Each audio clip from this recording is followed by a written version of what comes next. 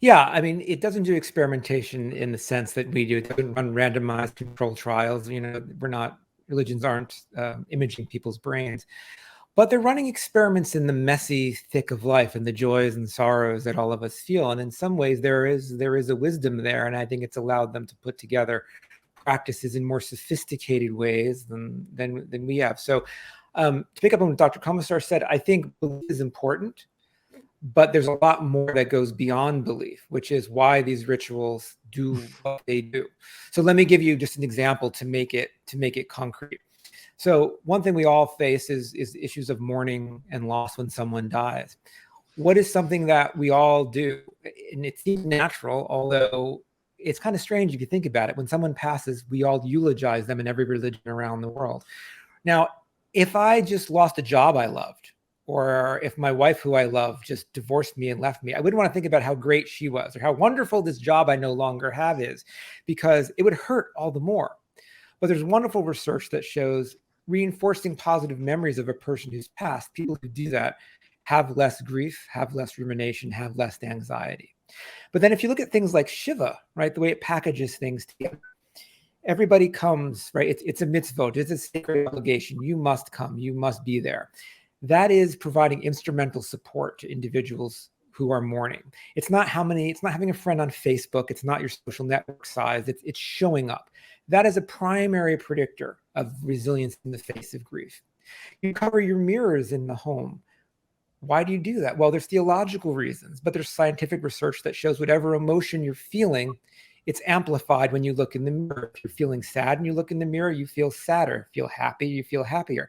And so by covering mirrors, what you're doing is slightly reducing the grief that people are feeling. You sit on low stools or on the floor.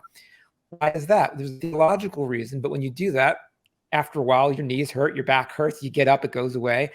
That onset and offset of mild amounts of discomfort has just been shown in science to partially remediate rumination and grief. And so what you're seeing in these rituals, in the doing of them, and you sing and say prayers together in synchrony, that synchronous action by doing things together, singing together, moving together, swaying together, that's been shown to increase compassion and empathy. And so what you're seeing are these packages of little psychological nudges that kind of affect our minds and bodies to help us deal with these challenges. Were experiments run to figure this out? No, but along the way, I think people figured it out. You can say these may have been divinely inspired. God, he, she, or it cares for their creatures and wants them to do well. And so the rituals are given, or you can assume they come from people trying to figure stuff out and they keep the stuff that works. I don't know the answer to that. But what I do know is there's a wisdom in how these packages are put together. You can even look at humanistic Jews, right? Completely atheist, yet they keep all the practices and rituals because they help build that community. They help them mark the important parts of life, help them deal with grief. And I think that's what we're losing. The people who are leaving traditional religion in droves, and there are good reasons for policy or scandals or otherwise, but most of them aren't becoming atheists. They're looking for new ways to be spiritual because I think they're realizing at some level they're missing these tools that help them deal with life's challenges.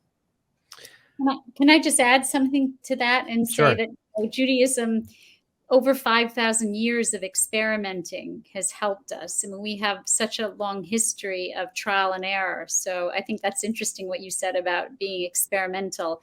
And also the mirrors. I just want to mention something about the mirrors.